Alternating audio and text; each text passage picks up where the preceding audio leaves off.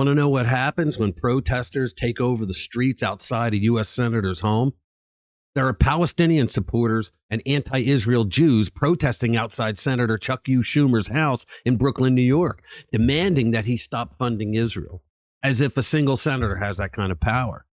Who knew the guy who always looks like he's having an evil orgasm would bring those two groups together? And we're going to do a little throwback Thursday and show you some video of when Chuck Schumer blew a dog whistle to get activists to go after the houses of U.S. Supreme Court justices. And we're going to see the difference in how police respond to conservatives and liberals in government. Let's get into it.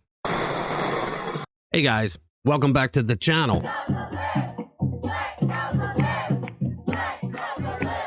They're all wearing Ceasefire Now shirts. This is a real organic get-together. What? You gotta wonder who paid for all this. Was it Soros? Was it Schumer himself? What's up, guys? Imagine this. Hundreds of anti-Israel protesters swarming the streets outside Senator Chuck Schumer's home in Brooklyn on the second night of Passover, no less, the holiest Jewish holiday celebrating freedom from oppression. These rabble-rousers weren't just exercising their First Amendment rights, though. They were demanding, catch this, that the United States stop giving weapons and funding to Israel as it's battling the terrorist thugs of Hamas.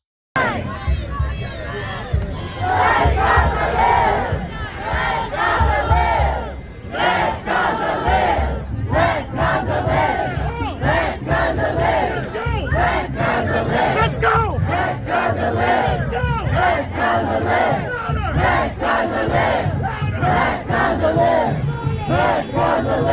Free Palestine! Free Palestine! Free Palestine! Now, let me get this straight.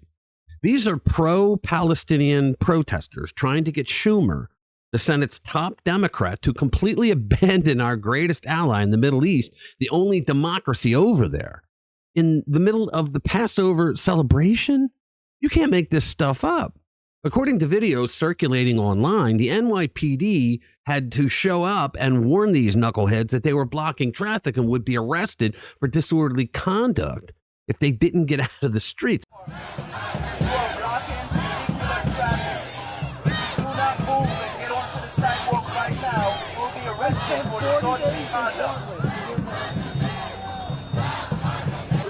So the mob must be pretty serious if they're going after a Democrat senator, a Jewish Democrat senator during Passover. But I have no sympathy for the Senate Majority Leader. None at all. He sent a message to radical leftists everywhere to go after Justices Neil Gorsuch and Brett Kavanaugh. It was over abortion when the court made a ruling on something that was a common sense ruling. This was before the Dobbs case. And so Chuck took to a microphone. In a way we haven't seen in modern history. From Louisiana to Missouri to Texas, Republican legislatures are waging a war on women. All women. Wait a minute. The Democrats are waging war on women. They're supporting transgender women who actually go into women's sports, who use women's bathrooms. They're acting like women don't exist anymore. So who's waging war on women? And they're taking away fundamental rights. I want to tell you, Gorsuch. Remember this? I want to tell you, Kavanaugh. You have released the whirlwind, and you will pay the price. You won't know what hit you if you go forward with these awful decisions. So don't you think that was telling radicals to go after them? And they did. They rallied outside conservative justices' homes.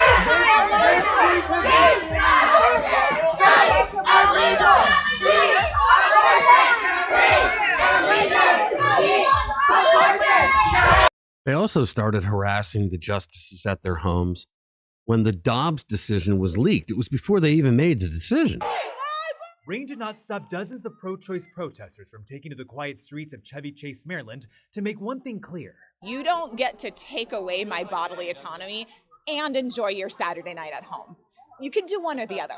So they could do one or the other. Okay. So the justices had to wait weeks before the federal government would send law enforcement over to their homes to protect them.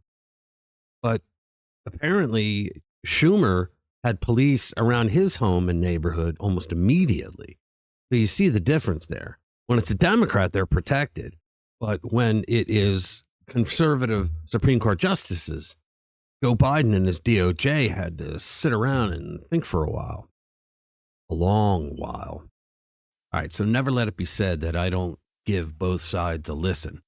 This is Schumer asked by a reporter about the protesters outside his home over his support for Israel.